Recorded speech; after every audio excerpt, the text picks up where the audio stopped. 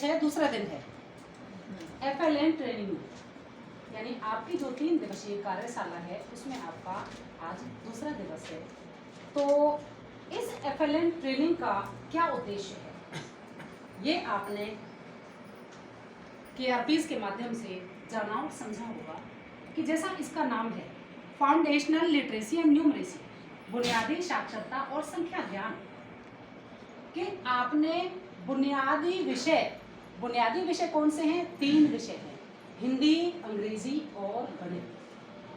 3 विषय बुनियादी विषय इसलिए कहे गए हैं कि जो बच्चा होता है उसकी बुनियाद मुख्यतः इन्हीं 3 विषयों में कमजोर होती है और इन्हीं विषय की कमजोरी के कारण वो आगे की कक्षाओं में पहुंच जाता है, लेकिन उसका जो बेस है, उसके जो आधार है वो कमजोर रह जाता है। ऐसा क्यों होता है साथियों?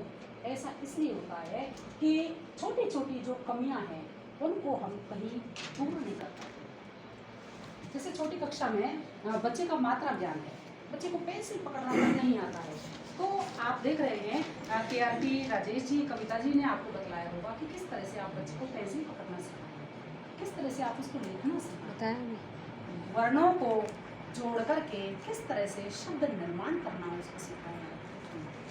उच्चारण आपने देखा होगा कि उच्चारण बहुत गलत करते हैं बच्चे, क्या बड़े भी गलत कर लेते हैं।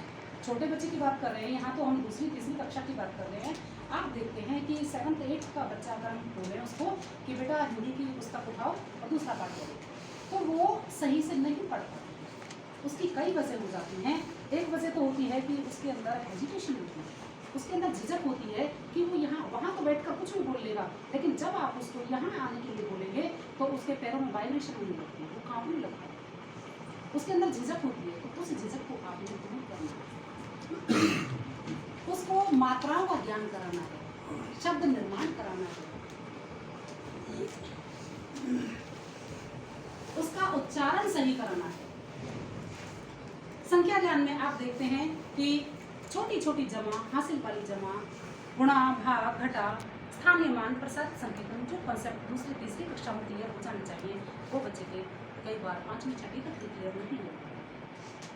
तो उन बारीकियों को आपने इस 3 दिवसीय कार्यशाला में देखना है, जांचना है और समझना है, और समझ करके फिर उसको आपने समाधान की तरफ ले जाना है कि किस तरह से हम इन कमजोरियों, जो बच्चे की ये बेस की कमजोरियां हैं, बुनियादी कमजोरियां हैं, उनको हम कैसे दूर करें।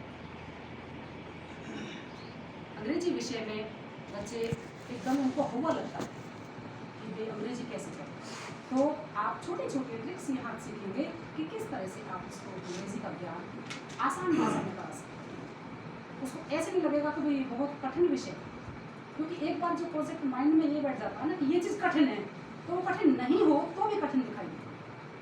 तो उस परेशानी से बचने के लिए ही आपको ये छोटी छोटी ट्रिक्स बता रहे हैं। आप बच्चे को कक्षा में अगर पुस्तक में से पढ़ा देते हैं या ब्लैक बोर्ड पर लिखा और बच्चे ने उतार लिया, इस तरह से कराते हैं तो वो उसका ज्ञान स्थायी नहीं बन पाता है। अगर आप उसी विषय को एक गतिविधि के माध्यम से कराएं, छोटी छोटी किसी भी गतिविधि के माध्यम से अगर आप कराते हैं तो आपका जो ज्ञान है, कक्षा में दिया गया ज्ञान है, वो अधिक लंबे समय तक रहता है, क्योंकि बच्चे को तुरंत माइंड में आ जाता है कि अरे वो मैडम ने उस दिन कराया था ना, जो एक्टिविटी कराई थी, तो ये तो इस तरह से। जब हम वैसे पढ़ाते हैं, पुस्तक में से पढ़ा दिया तो कुछ समय रहता है माइंड में, और कुछ समय बाद वो ज्ञान उसमें निकल जाता है। तो सरकार यही कहती है कि आप जो भी चीज़ बच्चे को सिखा रहे हैं वो किसी भी छोटी मोटी, बेशक छोटी सी गतिविधि है, लेकिन गतिविधि के माध्यम से आप अपनी कक्षा कक्षा में अपने विषय को रखें।